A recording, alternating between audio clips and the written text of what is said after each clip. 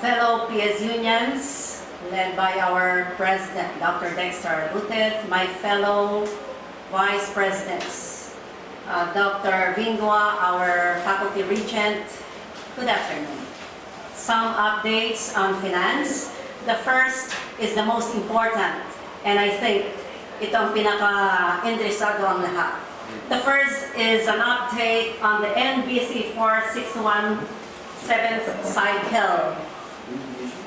We already submitted to the Department of Budget and Management last week an amount of 22.43 million pesos to finance the claims of the recipients of the NBC 4617 cycle for the month of July 2019 to November 2019. Kung kailan may bibigay yan, depende po sa DBM. Ang pinaka-importante, it was already submitted to DBM. Next is NBC 580. Let me inform you that a part of our 2019 budget was recalled or returned to the government to finance to be used for the COVID-19 operations of the government. First on the list is the 60 million congressional insertion for the Sports and Multi-Purpose Center of Bayambang, with an amount of 60 million, 1 million for research incentives, and $500,000 for sports activities. This will be discontinued for 2019. A part of our MOOE also, which is 10%, amounting to 11 million, was recalled by the government. Part of this is the 1.684 million for the Singan covered court project. So that is for 2020. For 2021, we propose a capital outlay of 745 million. This amount was submitted to the RDC and endorsed by the same office to check for endorsement to the DPM. However, yung prioritization natin, these were reprioritized. The projects were reprioritized, taking into consideration the new normal situation of the country. So ito po ang bagong priorities as endorsed by the RDC. First is the construction of the washroom, potable drinking facilities, and improvement on comfort rooms for all campuses, 20 million. Second is the establishment of functional ethanol, sanitizer, and soap production facilities, 5 million. Third is the smart building for university technology and engineering digitization for the 9 campuses, 250 million.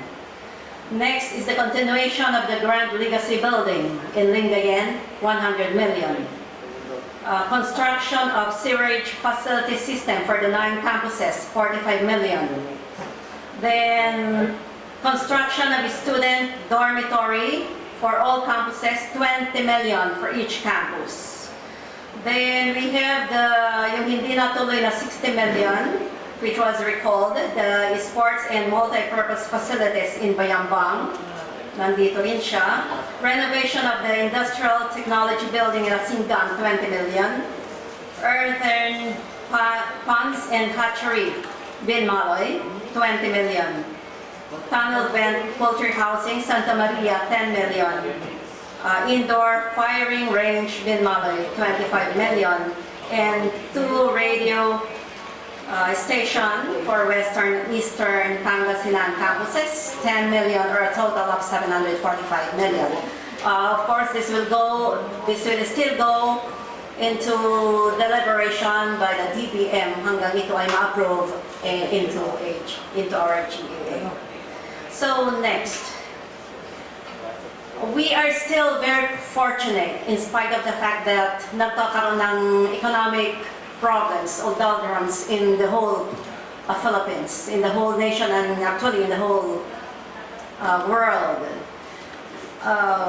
The university is still, as of March 31, is still very much liquid. Ibig kong sabihin, we still have enough funds to sustain our operations and to finance some of our capital outlay projects. So let me just give you a glimpse of the actual cash balance that we have as of March 31st, 2020. For the whole university, we have an amount of more or less 232.6 million. This is for Fund 164. This is inclusive of 41 million fiduciary funds, which we cannot use for any other purposes except for the purpose for which they are created. So we have more or less 191 million cash available. And some updates on our claims from Unifast. Madami pa po tayong claims sa Unifast as of today. Our mid-year term for 2019 amounting to 6.7 million. Graduation fees for 2019 amounting to 1.89 million. Admission fees for 2019 amounting to 2 million have already been pre-audited and is still waiting for DBM funding before it will be released to our university.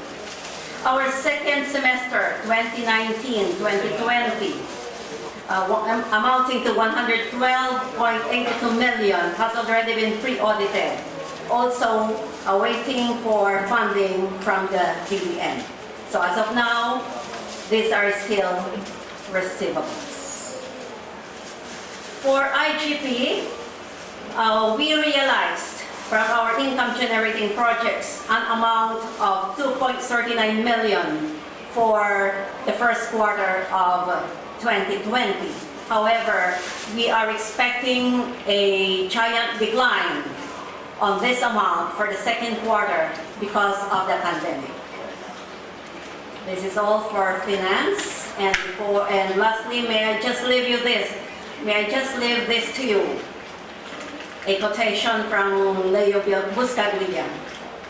We are angels with one wing, but if we go together, we can fly. Fellow PS unions, we shall heal as one. Good afternoon.